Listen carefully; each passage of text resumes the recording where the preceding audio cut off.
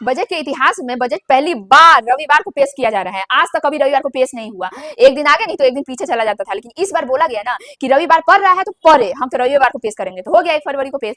इसके आते ही ना शेयर मार्केट फिसल के 2% गिर हो गया। बजट में क्या क्या बोला गया है वो तो बात करेंगे ही। उससे पहले आप थोड़ा सा समझ लीजिए कि बजट क्या होता है। बजट के आते ही ऐसा कौन सा भूकंप मच जाता है कि शेयर मार्केट गिर जाता है। तो अगर आपके घर में दामाद आने वाला है तो आप पहले से लिस्ट बना लेते हैं ना कि भाई वो आएगा, 10 गो नखरा दिखाएगा, उसको इतना सारा सामान खिलाना पड़ेगा, फिर जब वो जाएगा तो उसके हाथ में कुछ पैसा रखना पड़ेगा सलामी के तौर पे। तो ये आपने क्या बनाया, बजट बनाया। उसके आने से पहले दामाद का नखरा के लिए आप पहले बजट बना लिए। तो दामाद को खिलाने के लिए पिलाने के लिए आपने बजट बनाया। तो देश को चलाने के लिए भी तो बजट बनाना पड़ेगा।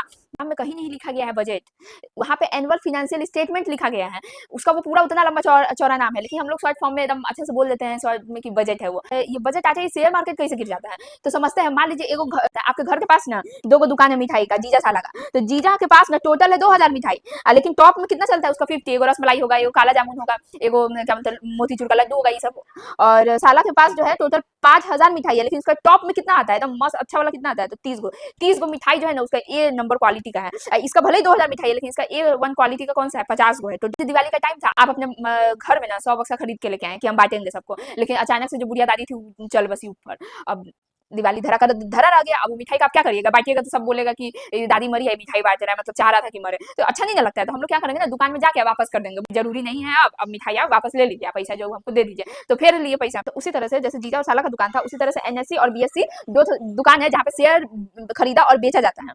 और यहाँ पे एनएससी में ना टॉप 50 है और यहाँ पे टॉप 30 दुकान, ठीक है, मतलब कंपनी है। यहाँ पे टॉप 50 और यहाँ पे टॉप 30। इसमें 2000 कंपनी है, इसमें 5000 कंपनी है। लेकिन इस बजट में ना एमएसएमई के बारे में कुछ नहीं बोला गया है। इसका मतलब है ना जो छोटे उद्योग हैं, जो छोटे छोटे कंपनी खोल के बैठे हैं, उन लोगों के लिए आप कुछ लाए हैं तो बजट में कुछ आया ही नहीं है। तो जब आया नहीं है तो लोग क्या सोचेंगे कि भाई आने वाले समय में ना कंपनी का कुछ होने वाला नहीं है, चुपचाप से अपना अपना सामान जो है वो बेचो और निकलो, आने वाले समय में और पैसा गिर जाएगा, जिसकी वजह से शेयर मार्केट गिर जाता है। समझ में आ रहा है। तो बजट आते ही शेयर मार्केट क्यों फिसल के गिरता है समझ में आ रहा है। वही दादी का मरनी वाला चीज हुआ है। यहाँ पे एमएसएमई के बारे में आप कुछ नहीं बोले हैं, मतलब आप दादी को मार दिए हैं, तो डायरेक्ट यहाँ पे क्या गिरेगा, फिसल के सेंसर गिर जाता है। बजट में स्पोर्ट्स, टूरिज्म और एजुकेशन इसके बारे में सोचा जा रहा है, बोला गया है। देखिए कितना कुछ सोचा जाएगा। और मिडिल क्लास के बारे में कुछ नहीं बोला गया है। एमएसएमई मिडिल क्लास के बारे में कुछ नहीं बोला गया है। अब बुद्धा सर्किट जो है वो ओपन किया जाएगा नॉर्थ ईस्ट के साइड में। समझ में नहीं आ रहा है, जहाँ पे साड़ी का दुकान नहीं है वहाँ पे साया की दुकान खोल के आप क्या कर लीजिएगा। अरे भाई जहाँ पे साड़ी का दुकान है उसका बगल में खोलिए ना साया, तब ना बिकेगा।